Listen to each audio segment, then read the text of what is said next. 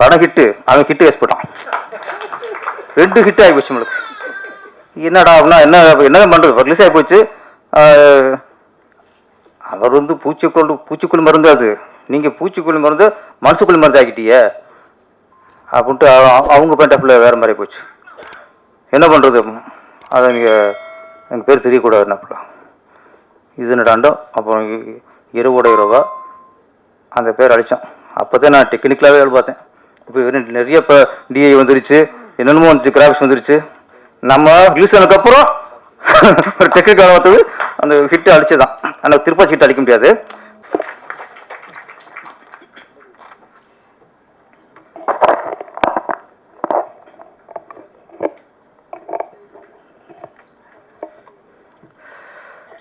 அனைவருக்கும் வணக்கம். பிரசாத் லேப்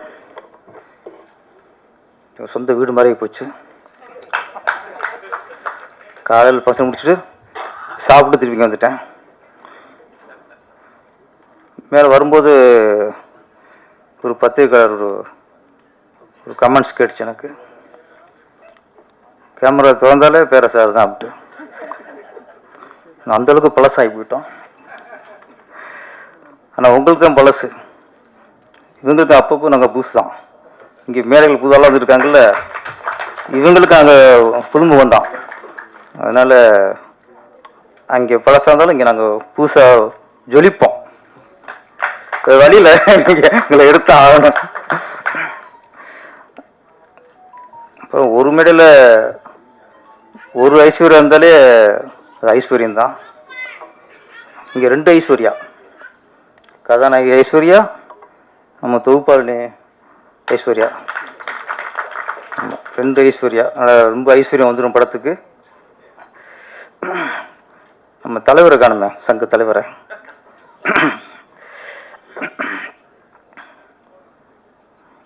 இரவின் கண்கள், இது கொஞ்சம் வித்தியாசமான படம்னு நினைக்கிறேன். இது அறிவியல் த்ரில்லர் மூவி. இதில் இயக்குனர், கதாநாயகன் பாப் சுரேஷ். இதில் சில க்ளோஸ்அப்லாம் பார்க்கும்போது தெலுங்கு நடிகர் கோபிச்சந்த் மாதிரி இருக்கே. உண்மையா டக்கு அவரும் ஞாபகம் வந்து போச்சு. அவர் ஒரு வெற்றிகரமான ஹீரோ தான் அவர். மாதிரி நீங்களும் அவரோட பெருசாக நீங்கள் ஜெயிக்கணும். அப்புறம் கதை நல்லா சொல்லுவார் நம்ம ஹீரோ. இப்போ நிறைய டேரக்டருக்கு இந்த கதை சொல்கிறது தான் அதே மாதிரி இல்லாமல் போச்சு. அப்புறம் நான் அசிஸ்டண்டாக இருக்கும்போது சொல்லுவாங்க, இந்த கதை சொல்கிற இயக்குனரை பற்றி நீங்களாம் பிவாஸ் சார் கதை சொல்லி கேட்கணும் அப்படிம்பாங்க, பாக்கிர சார் கதை சொல்லி கேட்கணும் அப்படிம்பாங்க. அவங்க கதை சொல்லி கேட்டால் அது விஷுவல் ஓடிடுவாங்க. கேட்கும்போது படம் எப்படி வருங்கிற விஷுவல் ஓடிடும். படம் பார்க்கும்போது நமக்கு என்ன விஷுவல் ஓடிச்சோ அது படத்துக்கு இருக்கும்பாங்க. அது ஒரு டேலண்ட்டு. கதையை சொல்கிறது, சொல்லி இன்வால்வ் ஆக வைக்கிறது. எமோஷனாக பேசும்போது அது எமோஷன், காமெடியாக சீனுக்கு காமெடியாக. அது சில இயக்குநர்கள் அந்த கேரக்டராக ஊறி வாழ்ந்து கதை சொல்லுவாங்க. அதே மாதிரி சில நேரத்தில் கதை நான் சொன்ன மாதிரி தான் கதை நல்லா சொல்லுவாங்க. படம் பார்க்கும்போது சொன்ன மாதிரி இல்லையே அப்படிங்க, அது பெரிய மிகப்பெரிய தோல்வி. அது ஒரு புதுசட்ட கதை சொல்லிவிட்டு கதை நல்லா சொல்கிறானே அப்படின்னு நம்பி படத்தை கொடுத்துருவாங்க. படம் பார்க்கும்போது அப்செட் ஆகிடுவாங்க சில. தம்பி சொன்ன மாதிரி இல்லையே அப்படின்ட்டு. கதை சொன்ன மாதிரி எடுக்கிறது தான் மிகப்பெரிய வெற்றி ஒரு இயக்குனருக்கு.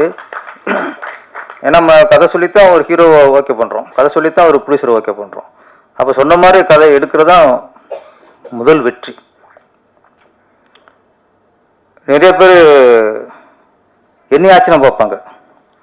சில ஹீரோட கேட்டிருக்காங்க, இவர் கதை சொல்லி எப்படி உங்களுக்கு புரிஞ்சுன்னு கேட்பாங்க.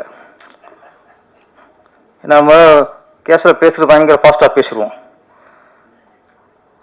அப்போ எப்படி கதை பேரை சொல்லி எப்படி உங்களுக்கு புரிஞ்சு அப்படின்பாங்க. அவ்வளோ கதை எல்லாத்தையும் சொன்னார் சொல்கிறாங்க நம்ம ஹீரோக்கள். எனக்கு திருப்பாச்சி சரத் சார்ட்ட கதை சொல்லிட்டேன். அப்புறம் விஜய் சார்ட்ட கதை சொல்லியாச்சு. படம்லாம் முடிஞ்சது.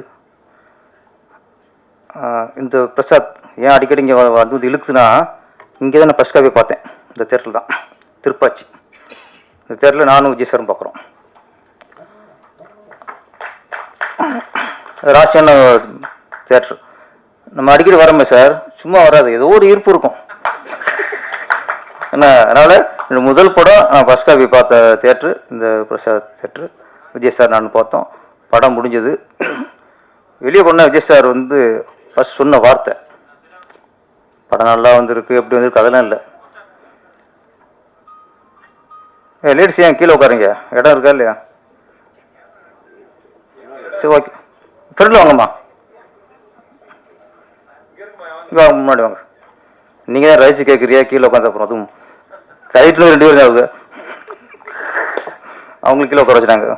உட்காருங்க, நல்லா கைது வெட்டணும் ஒவ்வொரு நான் பேச ஒவ்வொன்றுக்கும்.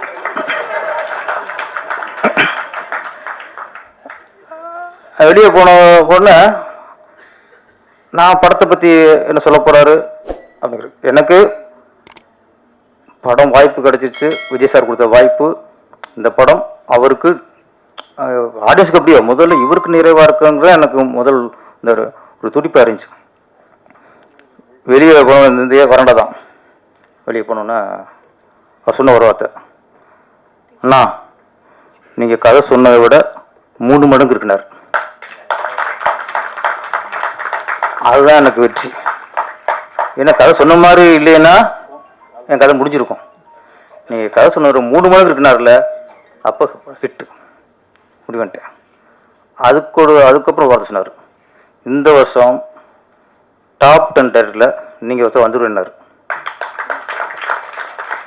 அந்த வருஷம் டாப் 10 இல்லை, டாப் 5 வந்துட்டேன். அப்புறம் கொஞ்சம் கோட்டை விட்டு வச்சிங்களே, அது வேறு விஷயம். திருப்பி வந்துடும், அது வேறு விஷயம்.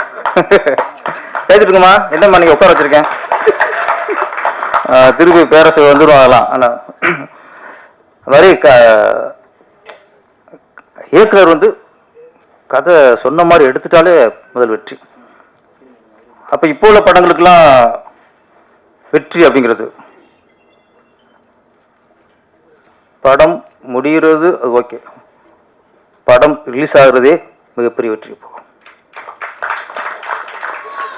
அது அப்படி எப்படி ஓடிச்சு, எவ்வளோ லாபம் வந்துச்சு, அதெல்லாம் அடுத்த விஷயம்.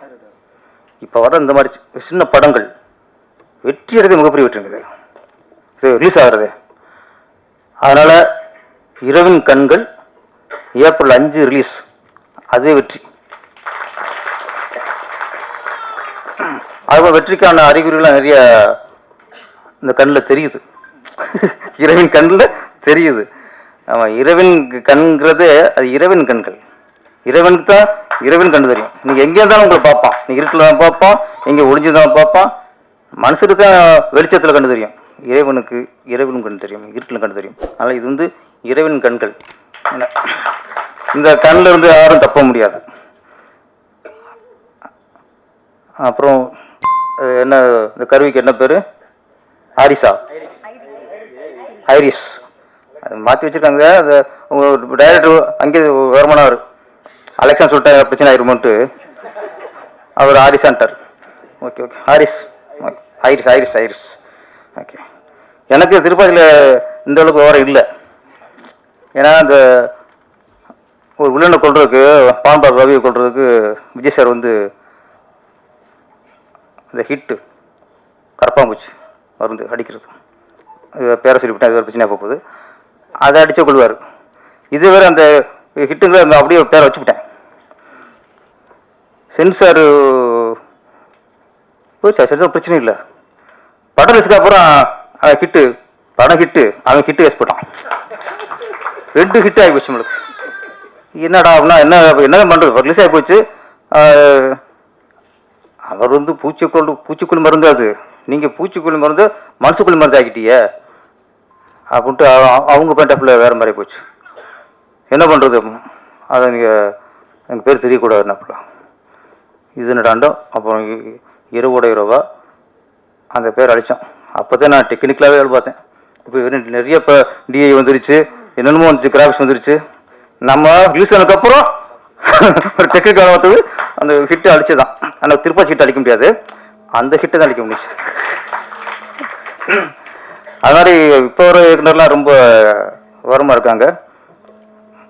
அப்புறம் திருப்பாச்சி அப்போ நம்ம இந்த கிராமத்து படம்ல சில வார்த்தைகள்லாம் அதில் இருந்துச்சு, விட்டுட்டாங்க.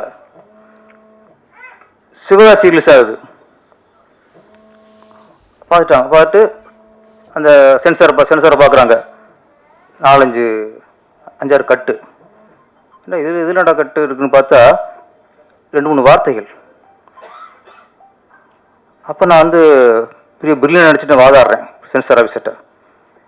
சார் என்ன சார் இது, இந்த வார்த்தையில் நீங்கள் சவுண்டை தூக்கிடணும்.